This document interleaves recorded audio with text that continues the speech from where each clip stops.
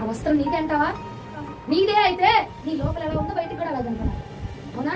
ఈ అవయవాలన్నీ నీ లోపల అవి ఎలా రూపుదిద్దుకుందో బయటికి కూడా అలాగే కనిపిస్తుంది. ఈ చెయ్యి నాది, నా లోపల నా ఎముకలు ఎలా రూపాన్ని దిద్దుతుంది బయటికి అలాగే కనిపిస్తుంది నా చెయ్యి. అవును కదండి? అది నా అతికించుకున్నాను లోపల ఉంటాను బయట ఉంటాను. మరి నువ్వు బయటికి వేసుకుని తిరుగుతున్నటువంటి వస్త్రం నీదే అంటావా? ఆ భక్తి అనే వస్త్రము, ఆ సమర్పణ అనే వస్త్రము, ఆ వైరాగ్యం అనే వస్త్రము, ఏమండి ఆ యాచకత్వము, ఆ పరిశుద్ధత అనే వస్త్రము నీదేనా అంటావా? నీదే అంటారండి? ఒకసారి ఆలోచన చేయండి. బయటకు ఒకటి లోపలికి ఒకటి, లోపల ఒకటి ఉంటాడు, బయటకు ఒకటి కనబడతాను. ఏమంటే నేను కాదు, నా లోపల ఉన్నవాడు, నా లోపల ఉన్నాడు, నా ఎముకల్లో ఉన్నాడు, నా మూలుగుల్లో ఉన్నాడు. చెప్తానండి ఎట్లా సమాధానం? ఏంద్ర బాబు ఇటు చేస్తారా? నేను కాదు, నా లోపల ఉన్నాడు. అంతే కదా? ఏం నేను చచ్చింది అందుకే నీలో ఉన్నాడు కాబట్టి దాన్ని బయటికి తరుము కొట్టమంటున్నాను. నీలో ఒకడు, నీ బయట ఒకడు, నీ చెవులో ఒకడు, నీ ముక్కలో ఒకడు కాదు. నీలో ఉన్నవాడు ఎవరండి? నీలో ఉన్నవాడు ఎవరై ఉండాలా?